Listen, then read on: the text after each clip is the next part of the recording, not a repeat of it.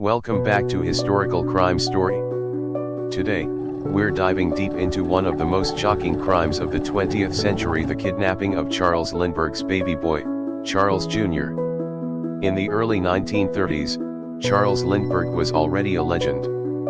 He made history as the first person to fly solo non-stop across the Atlantic Ocean in 1927. His daring flight made him an international hero, and he became a symbol of American ingenuity and courage. Charles married Anne Morrow, a talented aviator in her own right, and together they welcomed their first child, Charles Augustus Lindbergh Jr., on June 22, 1930. Their son was the apple of their eye, and they were determined to protect him from the world's prying eyes. On the evening of March 1, 1932, the unthinkable happened. The Lindberghs were home in their mansion in Hopewell, New Jersey. They put little Charles Jr. to bed in his crib, believing he was safe. But later that night, they heard a strange noise. When they went to check on their son, he was gone. Panic set in as they searched every corner of their home and property. They quickly called the police, who arrived and began a frantic search for the missing child. News of the kidnapping spread like wildfire, capturing the attention of the entire nation. Days passed with no sign of little Charles. Then, on March 4, the kidnappers sent a ransom note demanding $50,000 for his safe return. The note was filled with misspellings and poor grammar clues that would later prove significant. The Lindberghs were desperate to get their son back. They raised the ransom money through donations and loans from friends and family. On April 2, 1932, they received another note instructing them on where to leave the money. However, tragedy struck just a few days later. On May 12, a truck driver discovered the remains of a child in a wooded area near the Lindbergh home. It was confirmed to be Charles Jr., and this heartbreaking news devastated the family and the nation.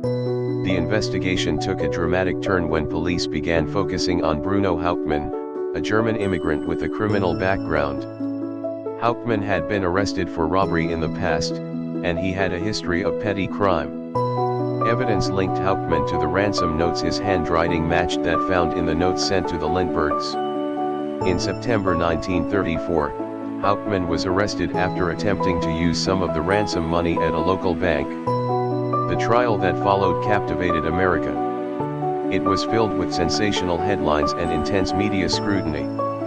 During the trial, Hauptmann maintained his innocence, claiming he had never seen little Charles or any ransom notes. The prosecution presented a mountain of evidence against Hauptmann. They revealed that wood from a ladder used in the kidnapping matched wood found in Hauptmann's attic. There were also witnesses who claimed to have seen him near the Lindbergh home around the time of the kidnapping. After weeks of testimony, the jury deliberated for just over a week before reaching their verdict, guilty. Hauptmann was sentenced to death. Despite his conviction, many people questioned whether Hauptmann was truly guilty or just a scapegoat for a crime that had horrified America. Some believed that he was innocent and that someone else had committed the crime. In 1936, after exhausting all appeals, Hauptmann was executed in New Jersey's electric chair. The case left an indelible mark on America. The Lindbergh family never fully recovered from their loss. They moved to Europe in search of peace and privacy. Anne Morrow Lindbergh continued her writing career, while Charles became involved in various aviation projects. Their story didn't end there. In 1938, they welcomed another child, but they were forever haunted by the memory of their firstborn son. In later years, Charles Lindbergh became involved in controversial political movements, including isolationism before World War II and even speaking out against American involvement in the war.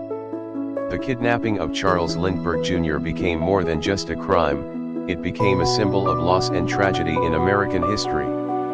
The case highlighted issues surrounding media sensationalism and public hysteria during times of crisis. In recent years, interest in the case has been rekindled with new theories and discussions about what really happened that fateful night in 1932. Books, documentaries, and films have explored every angle of this tragic story. Thank you for joining us today as we explored this heartbreaking chapter in history. If you enjoyed this story, don't forget to like and subscribe for more historical crime stories told simply and clearly.